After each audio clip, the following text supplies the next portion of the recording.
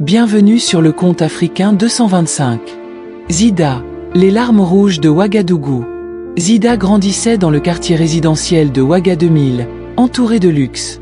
Son père, Alassane Traoré, était un important homme d'affaires dans l'import-export, et sa mère, Aminata, une ancienne Miss Burkina devenue philanthrope. À 16 ans, Ida fréquentait le lycée français Saint-Exupéry, rêvant de devenir médecin. Le drame survint un dimanche soir de juillet 2018. Le 4x4 familial percuta un camion sur la route de Bobo-Dioulasso. Ses parents moururent sur le coup. La famille paternelle se déchira. Son oncle Moussa, avocat véreux, falsifia les testaments. Ton père avait des dettes, mentit-il en l'expulsant sous une pluie torrentielle, avec pour seul bien un sac contenant quelques vêtements et son album photo. Pendant 3 mois, Ida survécut grâce à la charité des bonnes sœurs de la paroisse. Jusqu'au jour où sœur Marie lui dit « Nous ne pouvons plus te garder ». Zida marchait dans le marché, espérant trouver de la nourriture. C'est au marché de Sankariaré qu'Assita la repéra. Cette ancienne prostituée devenue maquerelle reconnut immédiatement une proie facile. « Petite, avec ton éducation, tu pourrais gagner 10 fois plus que ces paysannes », murmura-t-elle en lui offrant un jus de bissap. Cette nuit-là, dans un maquis sordide de Koulouba, Ida perdit bien plus que sa virginité. Elle y gagna un nouveau nom, princesse, à cause de ses manières distinguées qui excitaient les clients. Les nuits de Zida s'organisaient maintenant selon un rituel immuable, chaque étape marquée par une nouvelle humiliation. 18h30, le réveil douloureux dans la chambre miteuse qu'elle partageait avec 3 autres filles. Les draps sentaient encore la sueur et le sexe de la veille. Assita frappait à la porte en hurlant « Debout les paresseuses! La ville est à nous ce soir !» 20h, la séance de maquillage sous l'ampoule clignotante du couloir. Bintou, la plus expérimentée, lui apprenait à cacher les bleus avec du fond de teint volé au supermarché Dia. « Les clients paient plus cher quand tu ressembles à leur fille », disait-elle en étalant le stick sur la joue tuméfiée de Zida. 22h, la parade devant le maquis chez Adama.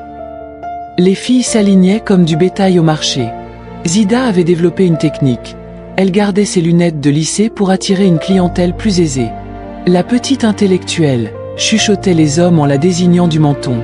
Minuit, la pause cigarette derrière les containers à ordures. C'est là que les filles échangeaient leurs rêves entre 2 bouffées de nicotine. Un soir de décembre 2020, Bintou attira Ida à l'écart.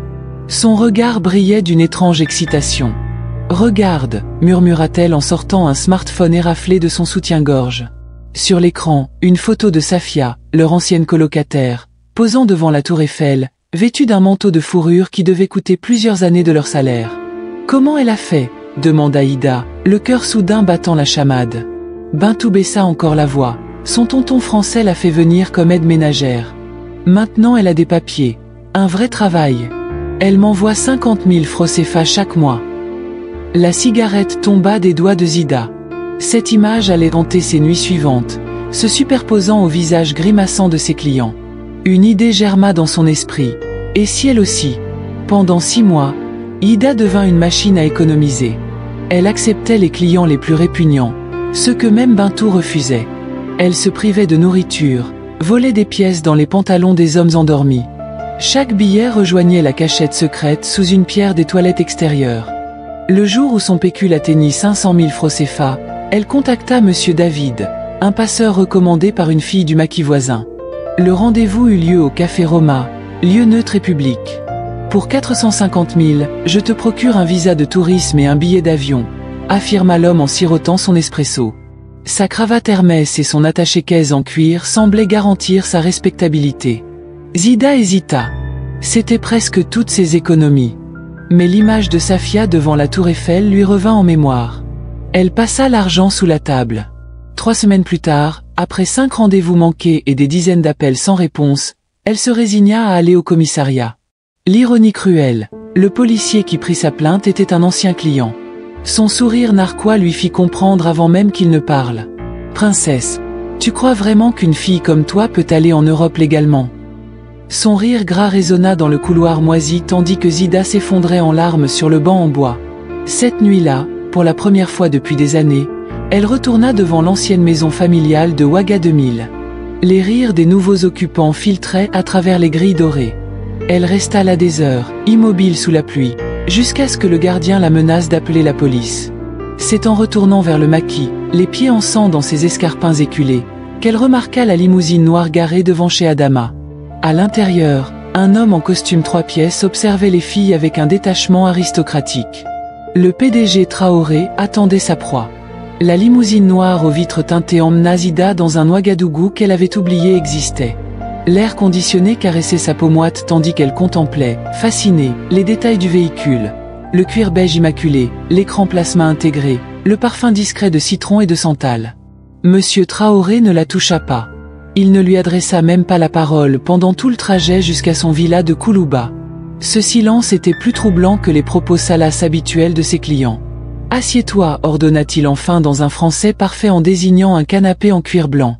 La pièce était une démonstration de puissance. Diplôme universitaire encadré, photos avec des ministres, une collection d'art contemporain africain valant plus que 10 vies de prostituées. Le PDG sortit 3 dossiers qu'il aligna sur la table basse en ébène. Option 1. 100 000 francs CFA maintenant. Tu retournes dans ta rue ce soir. Option 2. Un contrat de femme de ménage dans une de mes sociétés. 50 000 par mois. Option 3. Il marqua une pause théâtrale en ouvrant le 3e dossier. 3 millions CFA et un visa pour la France. Avec une condition particulière. Zida sentit ses mains devenir moites. Les chiffres dansaient devant ses yeux. 3 millions. De quoi payer 10 passages clandestins. Assez pour recommencer sa vie. Quelles conditions, demanda-t-elle, la voix plus rauque qu'elle ne l'aurait voulu. Traoré se leva et se posta devant la baie vitrée dominant la ville. Il y a des forces en ce monde que les petites filles comme toi ne peuvent comprendre. Pour que ton voyage réussisse, il faut une bénédiction particulière. Le rituel fut fixé pour la nouvelle lune suivante. Zida passa les jours suivants dans un état second, oscillant entre l'espoir et la terreur. Bintou, en voyant son agitation, lui fit boire du dolo pour la calmer. « Faites attention à ces hommes-là, murmura-t-elle. Ils ne jouent pas avec le même monde que nous. » Minuit à l'intersection des martyrs. Zida arriva vêtue de la robe rouge que Traoré lui avait fait porter, pieds nus comme exigé. 12 bougies noires formaient un cercle parfait autour d'un drap de satin écarlate. « Enlevez tout » ordonna Traoré, lui-même vêtu d'une tunique traditionnelle en peau de hyène. Sa voix avait changé, empreinte d'une autorité surnaturelle. Ce qui suivit défia toute logique humaine. Les bougies s'éteignirent et se rallumèrent d'elles-mêmes. Des chants en dioula ancien semblaient venir des murs. Et quand Traoré la pénétra, Ida eut l'horrible sensation qu'une autre présence, plus ancienne, participait à l'acte à travers lui. Au petit matin, elle se réveilla seule sur le drap taché, un passeport français et une liasse de billets à côté d'elle. Le billet d'avion pour Paris partait dans 6 heures. L'euphorie du décollage dura exactement jusqu'à l'atterrissage à Roissy. La réalité frappa Zida dès les contrôles d'immigration où son visa fut examiné sous toutes les coutures par un agent soupçonneux. Motif du séjour. Gronda l'homme en uniforme. Vacances, balbutia-t-elle, comme Traoré le lui avait appris. Un silence interminable. Passé. Aminata l'attendait dans le hall des arrivées, méconnaissable avec ses extensions brunes et son manteau en faux vison. Le contraste entre son luxe affiché et le HLM délabré de Montreuil où elle emmena Zida fut un choc. « Tu t'habitueras » rigola Aminata en désignant le canapé-lit défoncé qui servirait de chambre à Zida. « C'est mieux qu'à Ouaga, non ?» Le premier contact avec Laurent, le mari français, fut glacial. « Encore une à nourrir » grogna-t-il avant de claquer la porte de la chambre. Mais le deuxième jour, alors qu'Aminata était à son travail de nuit d'aide-soignante, Laurent revint avec un iPhone flambant neuf.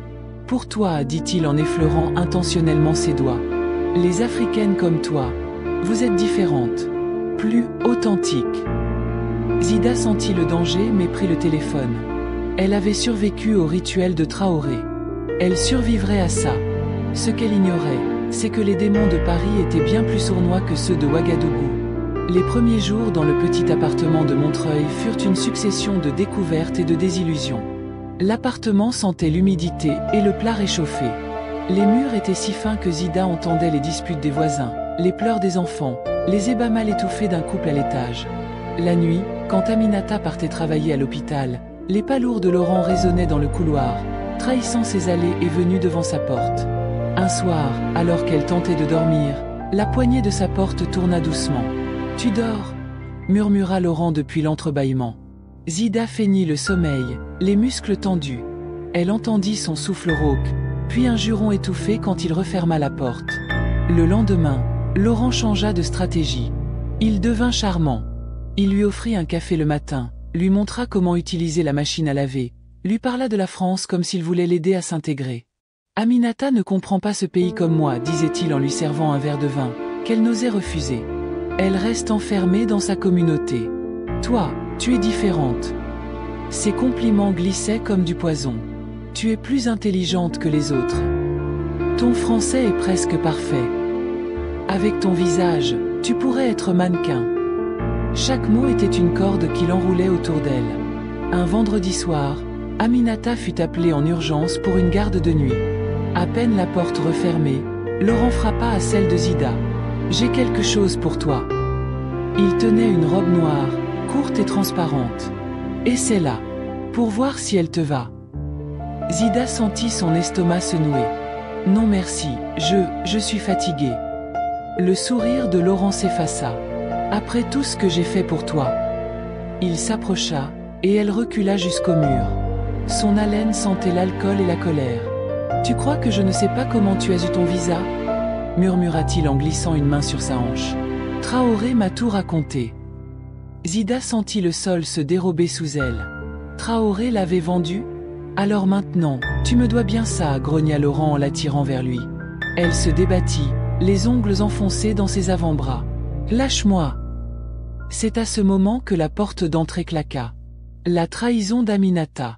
Aminata était là, livide, son sac de travail encore à la main. « Je savais que ça arriverait, » cracha-t-elle, les yeux brillants de larmes. « Dès le premier jour, je l'ai vu dans tes yeux. Tu veux tout prendre, hein? Mon mari, ma vie. » « Non, c'est lui qui... » Mais Aminata ne voulait rien entendre. Elle attrapa son téléphone. « Je vais appeler la police. Et tu vas retourner dans ton pays de merde. » Quand les policiers arrivèrent, Laurent joua l'homme trompé. « Elle m'a séduit, » mentit-il en évitant son regard. Elle voulait des papiers. Zida, sans mots, sans défense, fut emmenée menottes au poignet. Dans le fourgon de police, alors que Paris défilait derrière les barreaux, une seule pensée la hantait. Traoré savait. Tout cela faisait partie du rituel.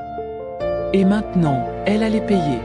Le bus bleu marine de la PAF, police de l'air et des frontières, s'arrêta devant le centre de rétention administrative de Vincennes. Zida fut poussée dans une salle d'attente surpeuplée où des dizaines d'Africains aux yeux éteints attendaient leur sort. Une femme ivoirienne enceinte sanglotait près des toilettes puantes. « Non. Nationalité ?» aboya un agent derrière son plexiglas. « Zida Traoré. Burkinabé. »« Ah, encore une de Ouaga » ricana-t-il en tapant sur son clavier. Dossier 4876. Expulsion par vol spécial dans 72 heures. Dans la cellule collective, Zida partageait un matelas troué avec Aïcha, une malienne de 17 ans. La nuit, des gardiens masculins faisaient des rondes insistantes, leurs lampes torchées balayant les corps des femmes endormies. « Ça fait 3 mois que je suis ici », confia Aïcha dans l'obscurité. « Ils attendent que mon bébé naisse pour nous renvoyer. » Elle caressait son ventre rond, trace visible d'un viol dont elle ne parlait jamais. Le jour du vol à F702, les gendarmes mobiles encerclèrent les 85 expulsés. Zida reçut une injection de calmant pour son bien. À travers le brouillard chimique, elle vit un jeune homme tenter de résister. Les cris lui écrasèrent la main dans la porte de l'avion. « Bienvenue à bord de ce vol spécial », ironisa une hôtesse en distribuant des sacs en papier pour vomir. L'atterrissage à l'aéroport de Ouagadougou fut un cauchemar éveillé. La police burkinabé sépara les expulsés comme du bétail. Un capitaine bedonnant pointa Zida du doigt. « Toi, la pute de Paris, tu crois qu'on ne sait pas comment tu as obtenu ton visa ?» Ses rires gras résonnèrent dans le hall tandis qu'on la poussait vers un fourgon cellulaire. De retour dans les rues de Koulouba, Ida n'était plus qu'une ombre. Assita refusa de la reprendre. Les expulsés portent malheur. Bintou, désormais enceinte d'un client régulier, lui donna 10 000 francs CFA avant de disparaître. La nuit où la fièvre la terrassa, Ida erra jusqu'à l'intersection des martyrs. Les bougies noires de son rituel avaient laissé des marques indélébiles sur le bitume. Elle s'allongea sur la chaussée encore tiède, fixant les étoiles invisibles à travers la pollution lumineuse. Quand les balayeurs municipaux trouvèrent son corps au petit matin, ils appelèrent le standard de la mairie. Aucune famille ne réclama la dépouille. On l'enterra dans le carré des indigents, sous une plaque numérotée. Ce même jour, à Paris, Laurent et Aminata divorçaient à l'amiable. À Ouagadougou, l'oncle Moussa achetait une nouvelle Mercedes. Et dans un maquis de Koulouba, une nouvelle fille de 16 ans se faisait appeler princesse, ignorant que ce nom portait une malédiction.